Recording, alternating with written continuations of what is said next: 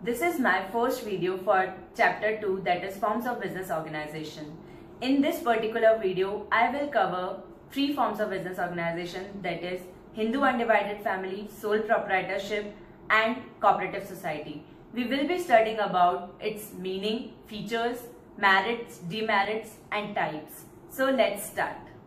Business organisation basically describe करता है कि बिजनेस का क्या स्ट्रक्चर होता है और कैसे वो जो स्ट्रक्चर होता है वो उनको गोल अचीव करने में हेल्प करता है. There are 5 types of business organisation, that is sole proprietorship, partnership, Hindu undivided family, joint stock company and cooperative society. Our first topic is sole proprietorship. हम इसके फीचर्स, मेरिट्स एंड लिमिटेशंस के बारे में पढ़ेंगे. सबसे पहले हम देखेंगे कि सोल प्रोप्राइटरशिप का मतलब क्या होता है. सोल मतलब only and proprietor means owner. So basically the only owner in any structure of business is sole proprietorship. जब भी कोई एक जना जो कि बिजनेस को ओन भी करता है, मैनेज भी करता है और कंट्रोल भी करता है, जो भी एक्टिविटीज होती है बिजनेस की वो सब, तो वो सोल प्रोप्राइटरशिप के अंडर में फॉल करेगा. इसके एग्जांपल्स होते हैं जैसे कि ब्यूटी पार्लर, सलून्स और जो भी इलेक्ट्रिशियन, प्लम्बर होते हैं, ये सब ही सोल प्रोप्राइटर्स होते हैं. Some of the features of sole proprietorship are, the first one is formation and closure. इसका मतलब हुआ कि बहुत ही इजी होता है सोल प्रोप्राइटर के लिए कोई भी बिजनेस को स्टार्ट या फिर एंड करना. जैसे कि फॉर एग्जांपल प्लम्बर, इलेक्ट्रिशियन, वो लोग कभी भी चाहें तब अपना बिजनेस स्टार्ट कर सकते हैं. मिनिमम उनका एक्सपेंडिचर होता है to start a business. At the same time as such कोई लीगल फॉर्मेलिटीज भी नहीं है जो उनको फुलफिल करनी पड़ती है टू एंड और start the business. So it's very easy to start और end the business. Second one is liability. इसका मतलब होता है कि जो सोल प्रोप्राइटर है उसका लायबिलिटी अनलिमिटेड होता है. अगर कोई मिस हैपनिंग हो जाती है तो इवन उसको उसके पर्सनल असेट्स को भी बेचना पड़ता है. The third one is sole risk bearer and profit receiver. इसका मतलब होता है कि वो एक अकेला ही सारी रिस्क को बेयर करता है, क्योंकि एक ही ओनर होता है इसके अंदर, तो सारी जितनी भी रिस्क आती है बिजनेस की उसको भी वही बियर करेगा, प्लस जितना भी प्रॉफिट वो अर्न करता है उसको भी वही रिसीव करता है, उसको किसी के भी साथ शेयर नहीं करना पड़ता है. The fourth one is control. जो पूरा का पूरा कंट्रोल है सोल प्रोप्राइटरशिप के अंदर वो एक ही इंसान का होता है, उसी का डिसीजन मेकिंग होता है, वही सारी चीजें कंट्रोल करता है और जब वो चाहे, जैसा वो चाहे वो वैसा कर सकता है. Then it has no separate entity. इसका मतलब होता है कि ओनर को और बिजनेस को अलग अलग नहीं ट्रीट किया जाता है. ओनर को बिजनेस का पार्ट ही माना जाता है. जो भी वो एक्टिविटी बिजनेस में परफॉर्म करता है वो उसके लिए खुद ही रिस्पॉन्सिबल होता है. The last one is lack of business continuity. Just because कि वो एक अकेला इंसान होता है जो कि पूरे बिजनेस को रन करता है, अगर कोई भी मिस हैपनिंग हो जाती है, उसकी डेथ हो जाती है या वो इंसेन हो जाता है या फिर वो बैंकरप्ट हो जाता है, तो वो पूरा बिजनेस बंद हो जाता है. There is no continuity of business. Now we will read the merits of sole proprietorship. Merits का मतलब होता है कि क्या क्या फायदे हैं sole proprietorship होने के. तो फर्स्ट जो फायदा है वो है quick decision making. Sole proprietorship में खाली एक ही इंसान होता है जो कि काम करता है, तो उसको किसी से भी कंसल्ट करने की जरूरत नहीं है. कोई भी डिसीजन लेने से पहले वो फटाफट कोई भी डिसीजन अपने आप ले सकता है और जो भी मार्केट के अंदर अपॉर्चुनिटी है उसको जल्दी से ग्रैब कर सकता है. The second is confidentiality of information. वो अकेला ही इंसान है तो उसको किसी के भी साथ कुछ शेयर भी नहीं करना, तो जो भी उसके बिजनेस में अप्स एंड डाउन्स है सब वो खुद के साथ सीक्रेट रख सकता है, उसको किसी को भी बताने की कोई जरूरत नहीं होती है. The third one is direct incentive. Direct incentive मतलब हुआ कि जो भी प्रॉफिट होता है, जो भी बेनिफिट मिलता है कंपनी में से, उसको बिजनेस में से, वो अकेला इंसान है जो उसको रिसीव करता है और उसको एंजॉय करता है. The fourth one is ease of formation and closure.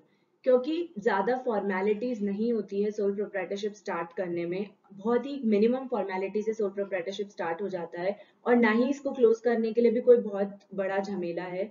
तो इट्स वेरी इजी कि आप सोल प्रोप्राइटरशिप स्टार्ट करो और फिर जब आपका मन हो तब आप उसे एंड कर दो. The last one is sense of accomplishment. इसका मतलब हुआ कि एक पर्सनल सेटिस्फेक्शन मिलता है उस इंसान को जो कि इतने एफर्ट्स डालता है किसी भी बिजनेस में, क्योंकि सारा का सारा जो भी बेनिफिट होता है वो उसी को मिलने वाला होता है. तो उसको एक कॉन्फिडेंस आता है अपने ऊपर कि हाँ मैं एक अच्छा काम कर रहा हूँ या फिर मुझे इसमें और मेहनत करनी चाहिए और इसे ग्रो करना चाहिए. तो ये सब थी हमारी मेरिट्स. हमारा नेक्स्ट टॉपिक है लिमिटेशंस, दैट इज कि क्या क्या डिसएडवांटेजेस है सोल प्रोप्राइटरशिप के. जो सबसे फर्स्ट डिसएडवांटेज है वो है लिमिटेड रिसोर्स। क्योंकि एक अकेला बंदा इसको स्टार्ट करता है तो उसके पास खाली उतना ही पैसा होता है जितना कि उसकी खुद का सेविंग किया हुआ होता है या फिर किसी और से उसने बोरो किया होता है, फैमिली या फिर फ्रेंड से। क्योंकि ये एक बहुत ही स्मॉल स्केल पे होता है तो बैंक्स और जो फाइनेंशियल इंस्टीट्यूशंस होते हैं वो बहुत हेजिटेट करते हैं इन लोगों को लॉन्ग टर्म लोन देने में। इसीलिए यही एक मेन रीजन होता है कि ये लोग इतना फास्ट ग्रो नहीं कर पाते हैं। The second one is unlimited liability. Unlimited liability से हम समझते हैं कि इन लोगों ने जितना भी पैसा इन्वेस्ट किया है बिजनेस में उसके अलावा भी अगर बाई चांस कोई लॉस आ जाता है तो इनके पर्सनल एसेट्स को बेचकर भी उस लॉस की भरपाई कर सकती है जो टैक्सेशन डिपार्टमेंट है वो। The next one is limited life of a business concern. ऐसा क्यों कहा गया है? क्योंकि इसको जो ओन मैनेज और कंट्रोल करता है वो खाली एक ही इंसान है। तो कोई भी केस होता है जैसे कि डेथ होता है या फिर बैंक्रप्सी होता है या फिर उसको जेल हो जाता है, इन सब केस में बिजनेस को बंद कर दिया जाएगा क्योंकि कोई और इंसान नहीं होगा जो इस बिजनेस को देख सकता है क्योंकि ये एक सिंगल ओनर है। The last one is limited managerial ability. इसका मतलब हुआ कि उस एक अकेले इंसान के ऊपर ही सारी रेस्पॉन्सिबिलिटी है बिजनेस की। उसको मैनेजमेंट भी देखना है, उसको फाइनेंस भी देखना है, उसको परचेजिंग भी देखनी है, उसको सेलिंग भी देखनी है। और ऐसा बहुत ही रेयर होता है कि एक ही इंसान में ये सारी एबिलिटीज होती है करने की। इसके लिए ड्यू टू दिस लिमिटेशन वो ज्यादा ग्रो नहीं कर पाता और वो सब तरफ ध्यान देने की वजह से एक तरफ कभी भी ध्यान नहीं दे पाता। तो ये सब थी हमारी लिमिटेशंस। अब जो हमारा नेक्स्ट टॉपिक है वो है हिंदू अनडिवाइडेड फैमिली। हम इसका मीनिंग समझेंगे, इसके फीचर्स, मेरिट और लिमिटेशंस पढ़ेंगे। Hindu Undivided Family is one of the oldest form of business organization, especially in India. इसका मतलब होता है कि वो बिजनेस जो कि ओन और कैरिड किया जाता है एक हिंदू अनडिवाइडेड फैमिली के थ्रू। पूरी फैमिली मिलकर इस बिजनेस को रन करती है। इस बिजनेस को रन करने के लिए उनके पास एक कर्ता होता है जो कि एल्डर पर्सन होता है उस फैमिली का। वो पर्सन ही पूरा कंट्रोल करता है और मेन डिसीजंस लेता है। जो बाकी के लोग होते हैं उनको को पार्टनर्स कहते हैं और वो फैमिली मेंबर्स हेल्प करते हैं कर्ता को इन ऑल द एक्टिविटीज। और उन सब फैमिली मेंबर्स का इक्वल राइट होता है जो भी एंसेस्ट्रल प्रॉपर्टी होती है उसके ऊपर। द नेक्स्ट थिंग इज कि it is governed bye Hindu law. And इसके जो बेसिस है मेंबरशिप का वो ये है कि जो भी इंसान उस फैमिली में बर्थ ले रहा है वो उसका मेंबर है, प्लस जो 3 सक्सेसिव जनरेशंस हैं वो भी इस हिंदू अनडिवाइडेड फैमिली की मेंबर होगी। अब हम पढ़ेंगे फीचर्स ऑफ एचयूएफ। जो पहला फीचर है वो है फॉर्मेशन। फॉर्मेशन का मतलब है कि एचयूएफ को फॉर्म करना बहुत इजी है। ओनली मिनिमम 2 लोगों की जरूरत है कोई भी एचयूएफ को फॉर्म करने के लिए। प्लस इट्स वेरी इजी क्योंकि हिंदू लॉ के अंदर जो भी चीजें रिटर्न है खाली उसको फॉलो करना है, बाकी ऐसा कोई लीगल फॉर्मेलिटी नहीं होती। The second one is liability. जो भी को पार्टनर्स यानी कि जो भी मेंबर्स होते हैं वो सबका लाइबिलिटी लिमिटेड होता है, but at the same time जो कर्ता होता है उसकी अनलिमिटेड लाइबिलिटी होती है। दैट इज उसके पर्सनल एसेट्स को भी बेचा जा सकता है अगर कंपनी में कोई भी डेट्स आ जाता है। The third one is control. जो कर्ता होता है उसके पास पूरा कंट्रोल होता है बिजनेस का, तो वो जैसा चाहे वैसा डिसीजन ले लेता है और वो फास्ट डिसीजन में हेल्प करता है ताकि वो अच्छे से रन कर पाए।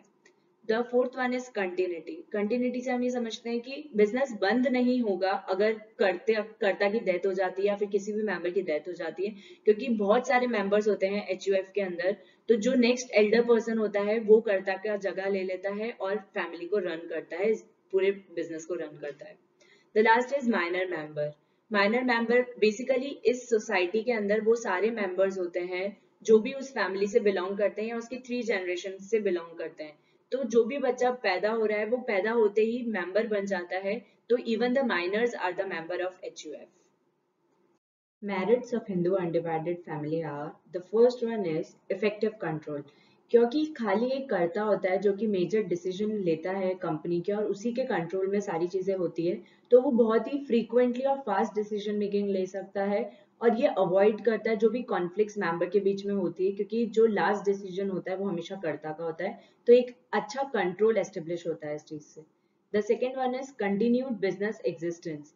जैसा कि हमने सोल प्रोप्राइटरशिप के लिमिटेशन में पढ़ा था कि अगर उस इंसान को जो जिसका कि बिजनेस है उसको कुछ भी हो जाता है तो बिजनेस को क्लोज करना पड़ता है, वैसा हिंदू अनडिवाइडेड फैमिली में नहीं होता है।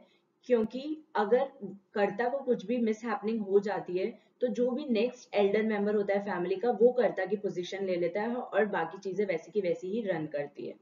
The third one is limited liability of member. जो भी को पार्टनर्स होते हैं, जो भी मेंबर्स होते हैं फैमिली के, उन सब की लाइबिलिटी जो होती है वो लिमिटेड होती है, जितना उन्होंने शेयर दिया है बिजनेस के अंदर उस तक। एक्सेप्ट कर्ता की लाइबिलिटी अनलिमिटेड होती है। The next is increase loyalty and corporation. इसका क्या मतलब हुआ कि वो सब एक फैमिली का पार्ट होते हैं, जो भी इस फैमिली बिजनेस को रन करते हैं।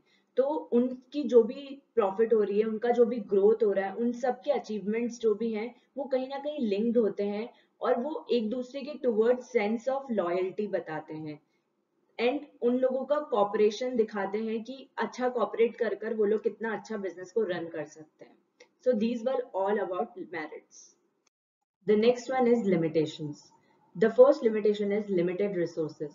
जो हिंदू अनडिवाइडेड बिजनेस होता है वो mainly limited resources, limited capital जो होती है उसका प्रॉब्लम फेस करता है, क्योंकि वो मेनली किस पे डिपेंड करता है, उनकी जो भी एंसेस्ट्रल प्रॉपर्टी होती है उसके ऊपर। तो जब भी उनको कोई बिजनेस को एक्सपेंड करना होता है या फिर नया कुछ इनोवेशन लाना होता है तो वो उनके लिए काफी डिफिकल्ट हो जाता है, क्योंकि उनके पास इतने रिसोर्सेज नहीं होते हैं। The second one is unlimited liability of कर्ता। हमने ये तो पढ़ा कि जो भी मेंबर्स और को पार्टनर्स होते हैं उन सब की लाइबिलिटी लिमिटेड होती है, but at the same time कर्ता जो होता है उसकी लाइबिलिटी अनलिमिटेड होती है।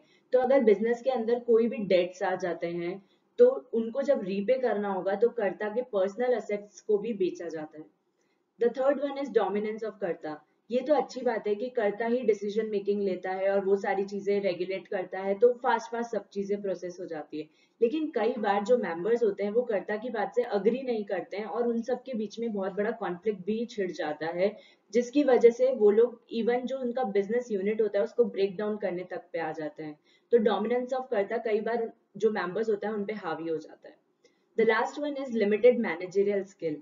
द सेम थिंग कि जो कर्ता होता है वो हर चीज में एक्सपर्ट नहीं हो सकता, वो हर मैनेजमेंट की स्किल उसको नहीं आ सकती और वो सारे एरियाज ऑफ मैनेजमेंट में परफेक्ट नहीं हो सकता। तो इस वजह से बिजनेस को बहुत बार सफर भी करना पड़ता है और इवन बहुत ही कम प्रॉफिट्स और लॉसेस भी होते हैं बिजनेस को। तो ये सब थी हमारी HUF की लिमिटेशंस। हमारा जो third form of business organisation है वो है कोऑपरेटिव सोसाइटी। हम कोऑपरेटिव सोसाइटी का मीनिंग, फीचर, मेरिट, डीमेरिट ये सब पढ़ेंगे, प्लस कोऑपरेटिव सोसाइटी के टाइप्स भी पढ़ेंगे। कोऑपरेटिव का मतलब होता है कि एक साथ काम करना दूसरे लोगों के साथ ताकि एक पर्टिकुलर ऑब्जेक्टिव को फुलफिल किया जा सके। और कोऑपरेटिव सोसाइटी क्या होता है, वो एक वॉलंटरी एसोसिएशन ऑफ पीपल होता है जिसके अंदर कोई भी उसे ज्वाइन कर सकता है, उसका मेंबर बन सकता है और जो उसका मोटिव होता है वो होता है वेलफेयर ऑफ मेंबर्स। जो भी कोऑपरेटिव सोसाइटी होती है वो कंपल्सरीली रजिस्टर होना जरूरी है under cooperative society act 1912। Plus जो भी ये एसोसिएशन है वो पर्संस का है ना कि कैपिटल का है। तो इन लोगों का जो मेन एम होता है वो भी यही होता है कि ये लोग प्रोटेक्ट करें और प्रमोट करें economic and social interest of members. At least 10 बड़े लोगों का, अडल्ट लोगों का कंसेंट होना जरूरी है in order to form the society.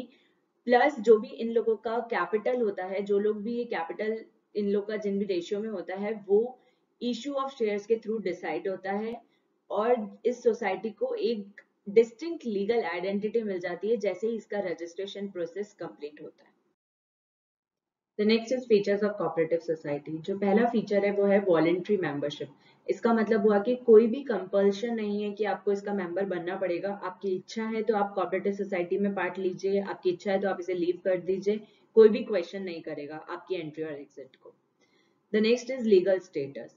इसका मतलब हुआ कि जो भी कोऑपरेटिव सोसाइटी है उसको रजिस्ट्रेशन करना बहुत जरूरी है। It's mandatory to be registered under the cooperative societies act. Plus at the same time इसका सेपरेट लीगल एंटिटी होता है, यानी कि जो भी केसेस वगैरह होते हैं वो कंपनी के नेम पे होते हैं, ना कि ओनर के नेम पे होते हैं, ना कि मेंबर्स के नेम पे होते हैं। तो even in case of any mishappening members will not be affected with the business. ये दोनों अलग अलग माने जाते हैं, the business and the members. The next one is limited liability. जो भी उसके मेंबर्स होते हैं उन सब की लाइबिलिटी लिमिटेड होती है to the contribution of capital, जितना भी उन्होंने कैपिटल कंट्रीब्यूट करा वहां तक उनकी लायबिलिटी होती है, उसके आगे उन लोगों को कुछ भी पे करने की रिक्वायरमेंट नहीं होती। The next one is control. जो भी पूरा कंट्रोल होता है कोऑपरेटिव सोसाइटी का, वो जो भी मैनेजिंग कमिटी ये लोग डिसाइड करते हैं थ्रू इलेक्शन, उसके पास होता है। वो मैनेजिंग कमिटी ही डिसाइड करती है, सारी डिसीजन मेकिंग पावर लेती है और सब चीजों को डिस्ट्रीब्यूट करती है। The last one is service motive. जो कोऑपरेटिव सोसाइटी है उसका मेन जो मोटिव होता है, मेन जो उसकी इच्छा होती है वो होता है to provide services to the members, ताकि जो भी मेंबर्स हैं उन लोगों को कुछ भी डिफरेंट फीलिंग ना आए, और जो भी मेंबर्स हैं उन लोगों को लॉयल्टी बनी रहे कोऑपरेटिव सोसाइटी के अंदर, और उन लोगों को जो भी कोऑपरेटिव सोसाइटी से चाहिए वो सब उनको मिलता रहे। अब हम पढ़ेंगे मेरिट्स ऑफ कोऑपरेटिव सोसाइटी। जो पहला मेरिट है वो है इक्वालिटी इन वोटिंग स्टेटस। इसका मतलब है इररिस्पेक्टिव कि उनके पास कितना कैपिटल है या उन्होंने कितना कैपिटल कंट्रीब्यूट करा है सोसाइटी में, उन लोगों को जो भी मेंबर्स हैं उन सबको ये अधिकार दिया जाता है कि वो जो है वन मैन वन वोट वाले प्रिंसिपल को फॉलो करें और वोटिंग करें। The second thing is limited liability. इसका मतलब है कि जो भी मेंबर्स हैं उनकी जो लाइबिलिटी है वो लिमिट की गई है up to the capital contribution which is given by them to the society. जो भी पर्सनल एसेट्स होगा मेंबर्स का वो कभी भी नहीं बेचा जाएगा in order to repay business dates.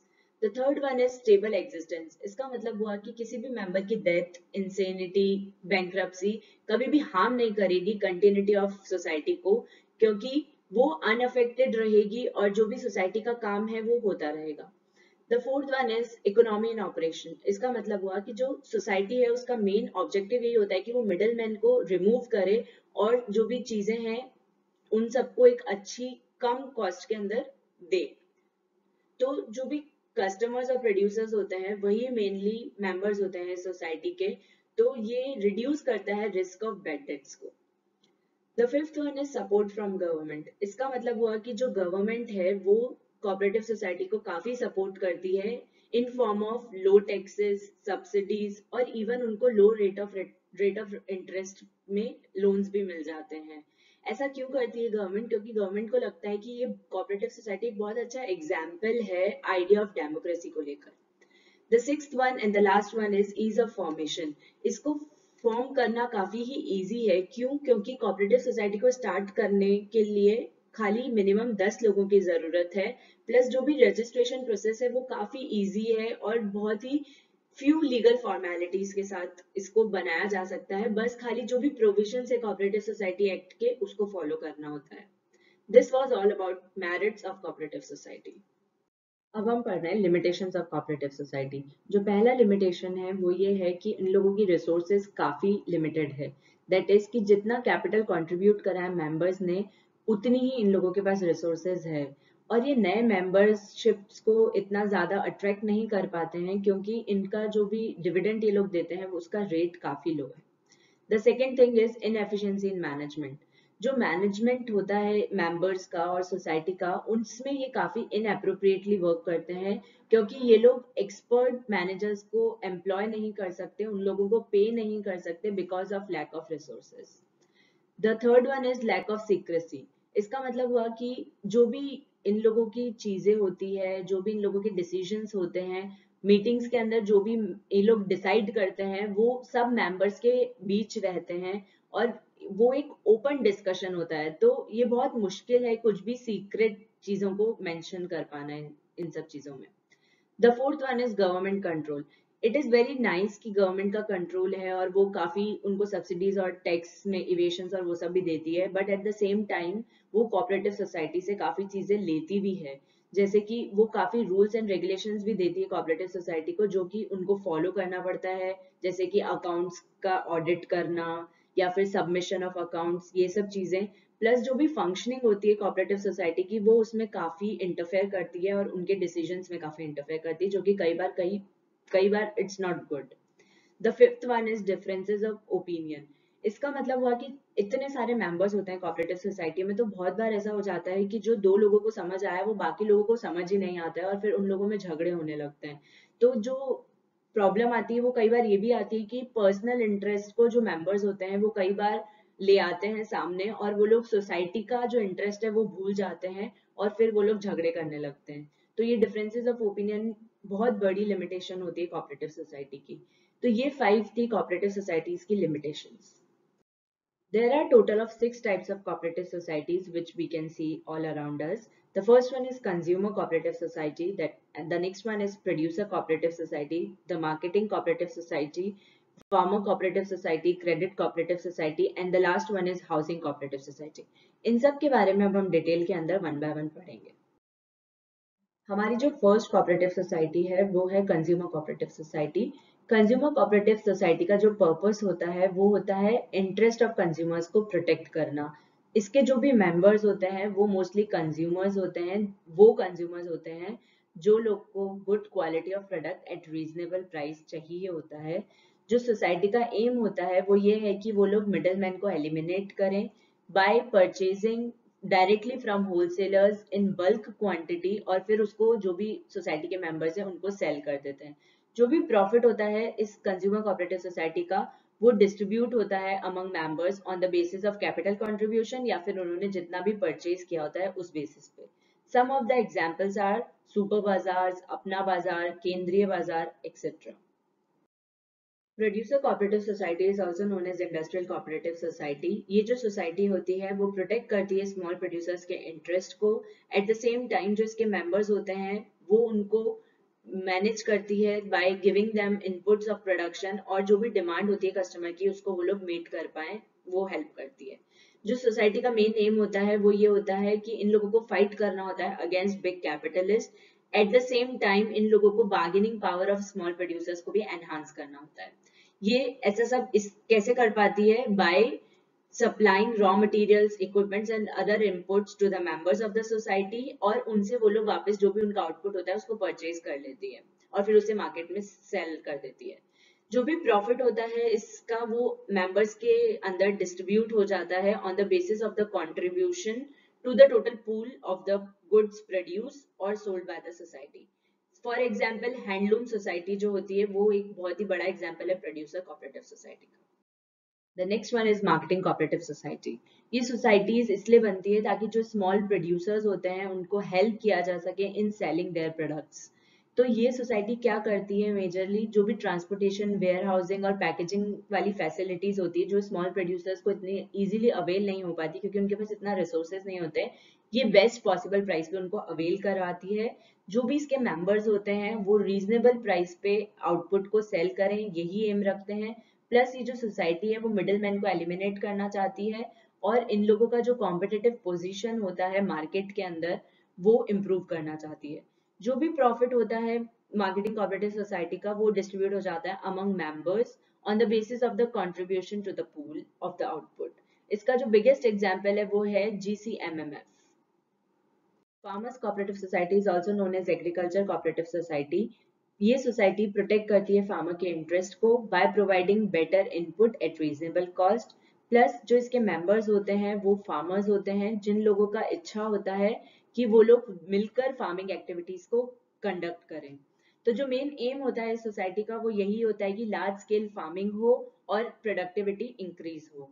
ये कैसे हो? By providing better quality seeds, fertilisers, machinery, और उन लोगों को मॉडर्न टेक्निक्स और उनको यूज कैसे करते हैं वो सिखाते हैं ताकि इन लोगों का जो यील्ड होता है या इन लोगों का जो प्रोडक्शन होता है वो ज्यादा हो और अच्छा हो। The next is credit cooperative society. ये बहुत ही फेमस कोऑपरेटिव सोसाइटी होती है। ये सोसाइटी इसलिए बनती है ताकि easy credit with reasonable terms provide किया जा सके मेंबर्स को। जो भी इसके मेंबर्स होते हैं वो लोग होते हैं जिन लोगों की को फाइनेंशियल असिस्टेंस की जरूरत होती है इन फॉर्म ऑफ लोन्स। इनका एम ये होता है कि ये इनके मेंबर्स के इंटरेस्ट को प्रोटेक्ट करे और उनको जो भी बड़े लेंडर्स हैं उनके एक्सप्लॉयटेशन से बचाएं, क्योंकि वो लोग काफी high rate of interest charge करके इन लोगों को लोन देते हैं जिससे कि इनका काफी लॉस होता है। तो क्रेडिट कोऑपरेटिव सोसाइटी क्या करता है?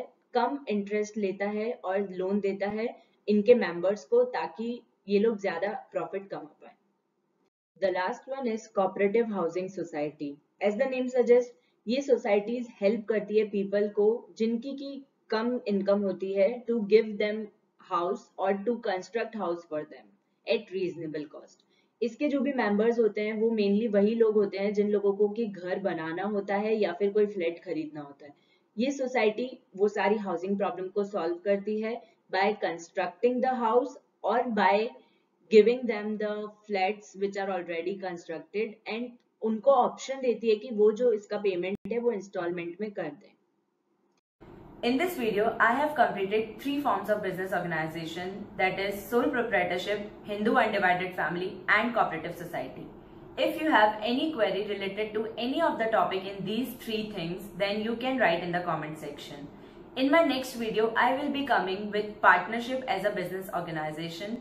So till then, please like, share and subscribe to our channel and stay tuned guys. Bye bye.